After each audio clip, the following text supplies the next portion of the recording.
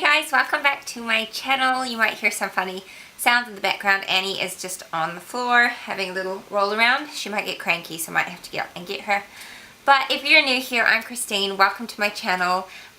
Today I am doing the final video for our series for the month of March. Our series theme has been all about change, why we struggle with it, how to do better with it. And today I am talking about the changes that came along with motherhood that I had to come to terms with. Some of them I expected, some of them I didn't, but I just wanted to have a chat with you today about them.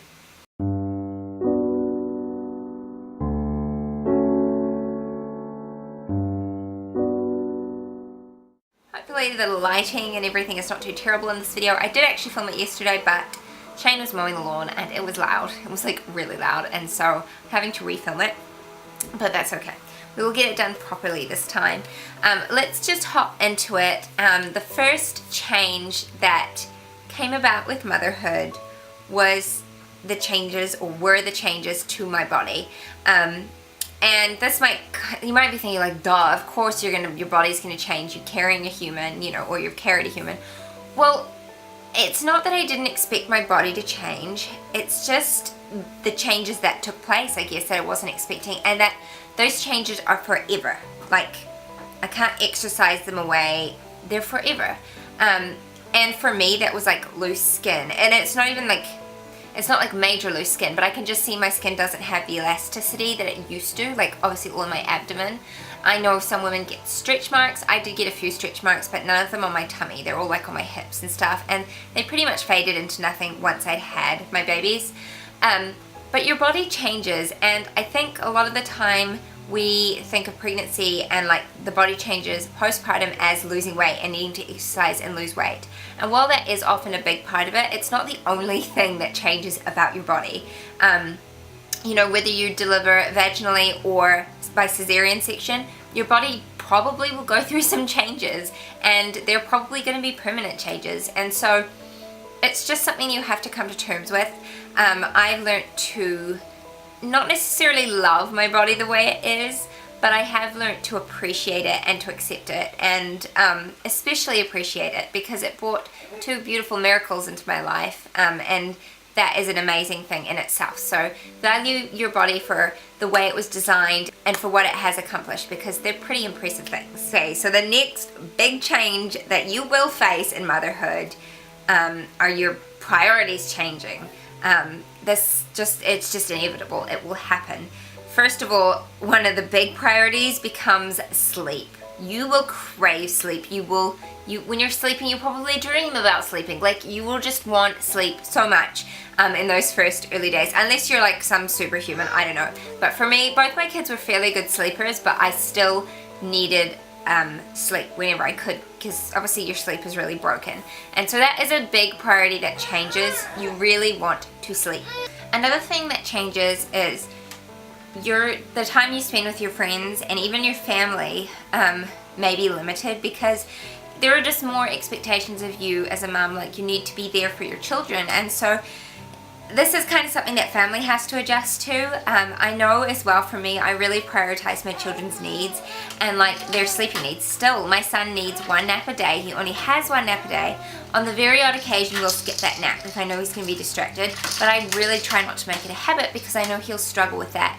And I feel like it's really unfair to then discipline my child for bad behavior when I've purposely stopped them from sleeping, you know. So your priorities become about taking care of your kids, and it can feel quite cagey and frustrating when they're really little, and like you feel like you have to stay home all the time, or a lot of the time anyway, because they need their sleep.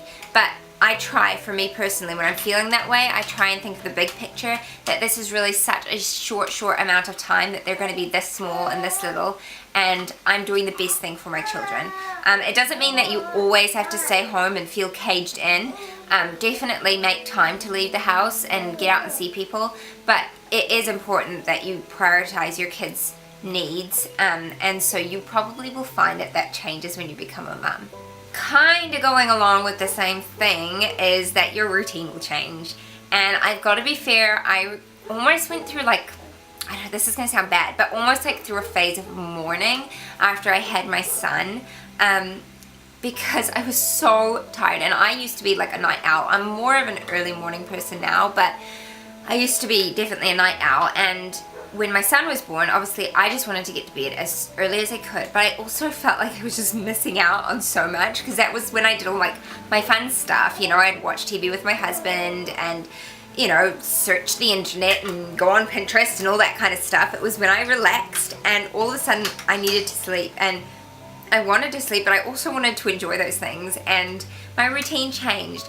And it's kind of inevitable when you have a fussy newborn. It's just how it is. Those evenings are taken up by looking after your newborn, you trying to get some sleep, trying to get them to sleep. It just happens like that. But if you are a new mum and you're in that situation, or you're pregnant and it's gonna happen anytime, be encouraged that that phase really is very short. I'm gonna say, like, at the maximum it would have been 3 months, but both my kids have had quite early bedtimes from 2-3 months old, so obviously it's different for every baby. But don't despair, that time is short. You will get your evenings back to yourself again.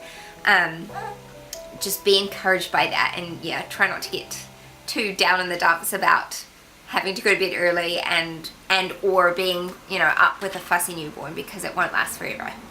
Another change that really hit hard, and it was one that I don't think anybody could have prepared me for, was the worry that comes with motherhood. And I know this is a blanket statement, but I think it is quite specific to mums and not necessarily dads.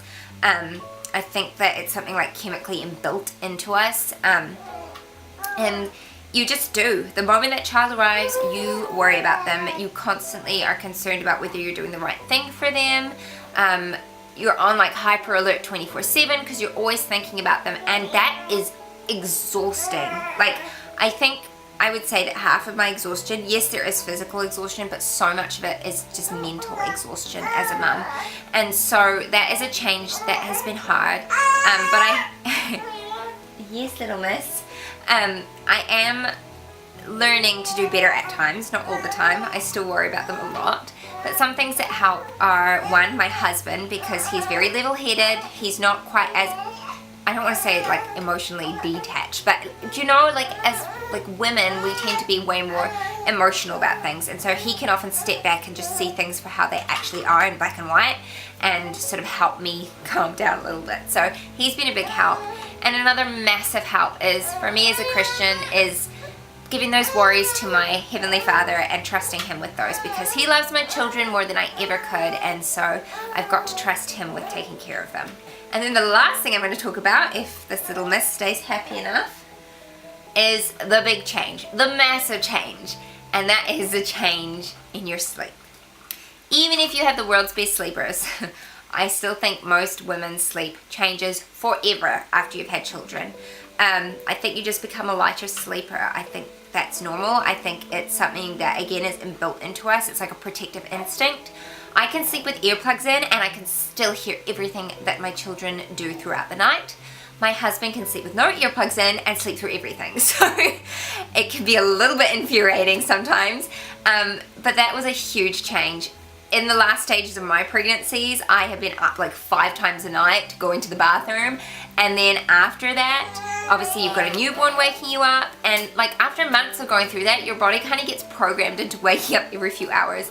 And it can get better over time. Like once your kids are sleeping through, and you know, you can sort of train yourself to start sleeping through again. But in all honesty, I would say that the amount of times I sleep through the night, I could probably like count on one hand since I've had kids.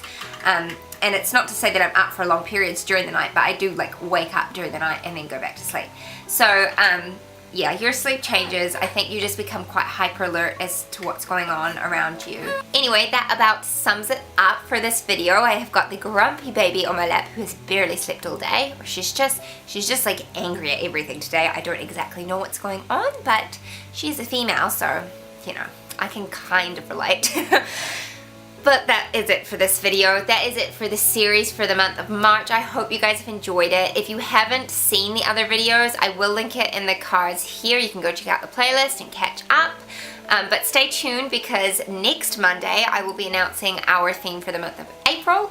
and that is going to be exciting. Brand new theme, brand new topic to talk about. Thank you guys for interacting. It's been really great. If you did enjoy this video, please hit the thumbs up button so I can know, and do leave me a comment down below. What is one of the biggest changes that you have faced when motherhood arrived on your doorstep? What's the big thing that you had to adjust to? Let me know. I'd be really interested to read your comments. And if you want to keep up to date with my channel, don't forget to hit the subscribe button. I post twice a week on Mondays and Fridays, and I also have blog posts up Monday, Wednesday, Friday, so you can check that out too. I'm going to stop rambling. Thank you for watching, guys, and I'll see you next time. Bye!